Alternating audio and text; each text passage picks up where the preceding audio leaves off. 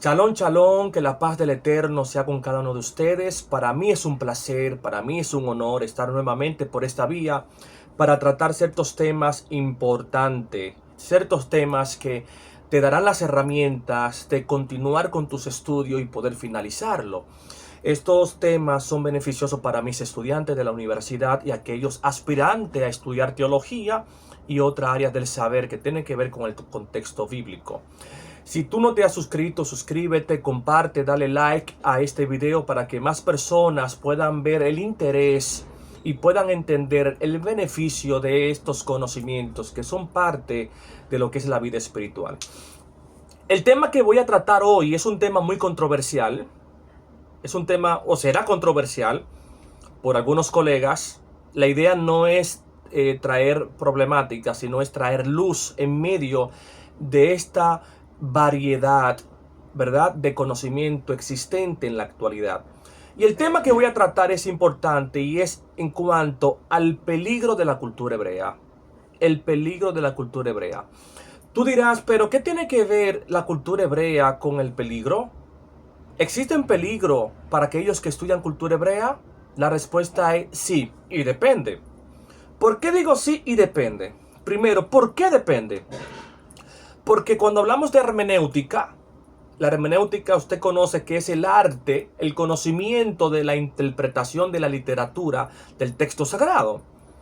Y cuando hablamos de hermenéutica y de exégesis, que son dos ramas importantes que tienen que ver con la interpretación exhaustiva y minuciosa del texto, te darás cuenta que una de las características o de las reglas hermenéuticas para tú poder entender el texto a la luz del autor es analizar la cultura. Y cuando nosotros desde las ciencias bíblicas o desde la misma hermenéutica comenzamos a estudiar específicamente el contexto del Antiguo Testamento, te darás cuenta que la cultura judía o la cultura hebrea es indispensable. Por supuesto que sí, es importante, porque es que el Antiguo Testamento, más del 80% fue escrito en la cultura judía o en la cultura hebrea. Y la cultura hebrea es indispensable para poder entender el contexto geopolítico, cultural, socioeconómico, ¿verdad?, de los autores al momento de escribir en el Antiguo Testamento. Entonces, sí hay que estudiar la cultura judía o la cultura hebrea. La cultura rabínica es importante hermenéuticamente, pero el detalle está cuando el creyente o aquel estudiante se deja cautivar 100% por la cultura judía. Porque la cultura judía tiene parámetros que desarrollan lo que es una conclusión errónea, ¿verdad?, que contradice totalmente las doctrinas del cristianismo, y se lo voy a plantear hoy. Nuevamente le reitero, la cultura hebrea es totalmente indispensable, pero hay que tener límites. Hay que tener límites. Ahora, ¿por qué hay que tener límites? ¿Por qué el doctor Luis Aviñón dice que hay que tener límites en cuanto al análisis de la cultura judía o la cultura hebrea? ¿Por qué? Número uno, cuando tú comiences a estudiar la cultura judía, la cultura rabínica o hebrea, como tú le quieras llamar, vas a ver que ciertos maestros que respeto bastante te van a decir que para tú poder hablar con Dios debe de hacerlo, debe de orar en hebreo. Primer error.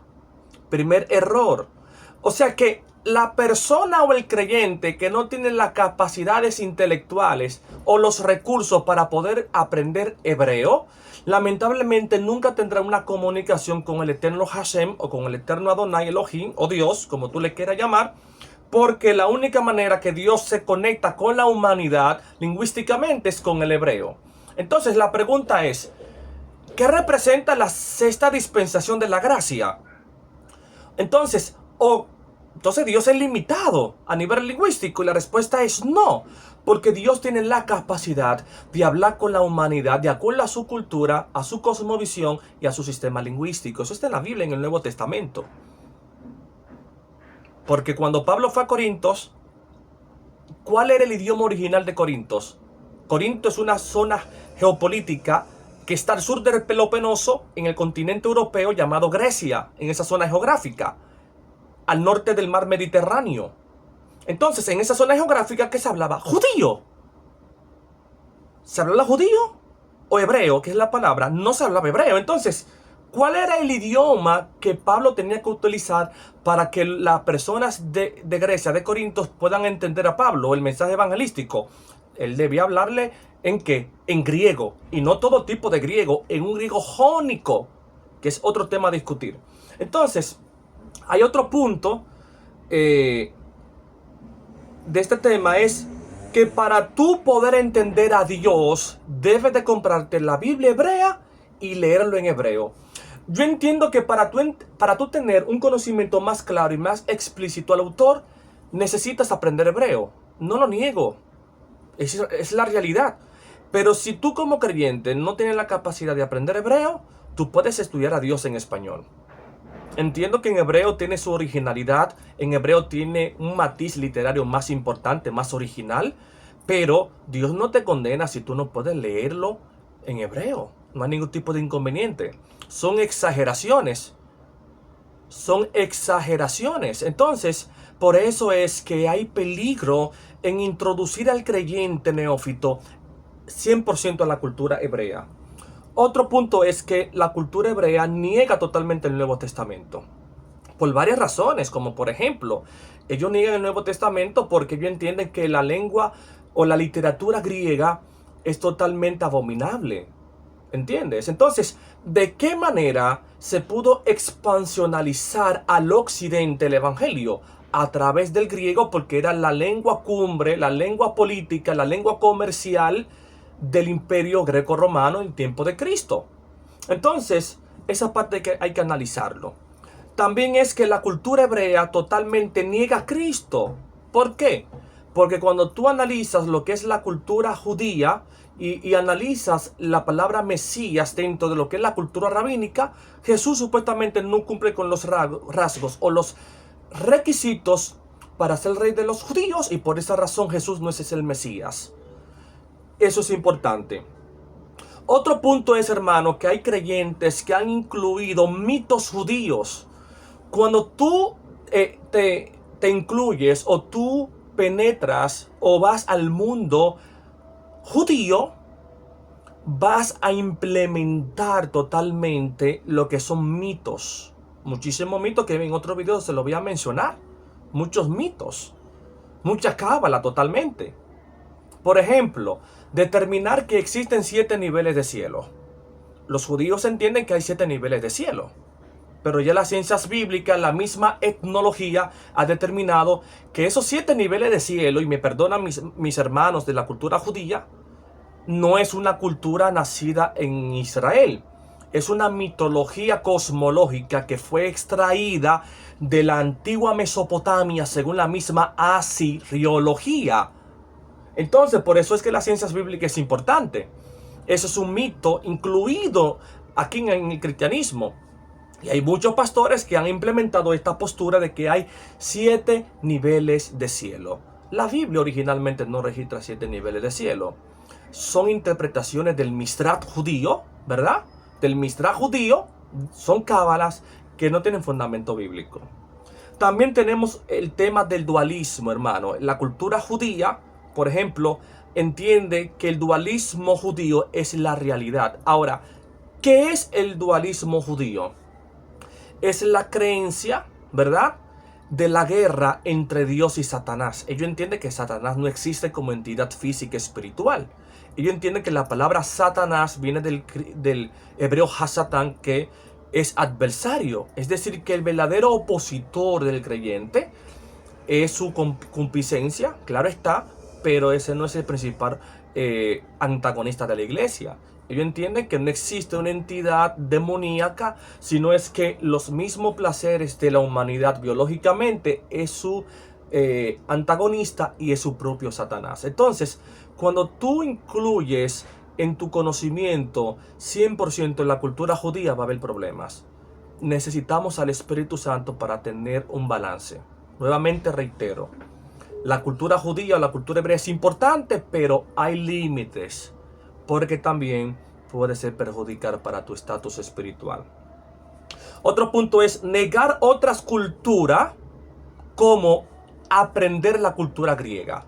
Ellos entienden que para tú poder entender el Nuevo Testamento, debes de hacerlo en hebreo. Pero como dije anteriormente, ¿cómo es posible que supuestamente ellos dicen que el Nuevo Testamento originalmente fue escrito en hebreo, si cuando Pablo desarrolla la carta de Corintios, él escribe originalmente en griego? Eso lo podemos determinar en otro video de acuerdo a la ciencia de la misma papirología o de la misma antropología cultural, que ha determinado que Corintios originalmente fue desarrollado en griego jónico y no en hebreo.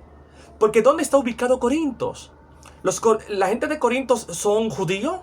La respuesta es no. ¿Está en Oriente? Tampoco. Está ubicada en el occidente, al norte de Esparta, en Grecia. Al oeste está el Egeo, al sur está Esparta y también está el mar Mediterráneo.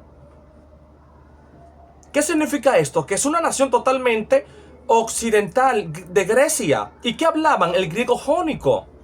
Entonces, para poder expansionalizar ese conocimiento de la evangelización de Cristo, muerte y resurrección, Pablo tenía que hablarle ¿en qué idioma? ¿En hebreo? ¿Latín? ¿En mandarín? ¿Japonés? ¿O en inglés? No, en griego jónico. El griego jónico es una literatura o es un sistema lingüístico más sofisticado, ¿verdad? Que son hablados por la gran élite, a la alta élite de Grecia, principalmente los abogados, aquellos que estudian el derecho.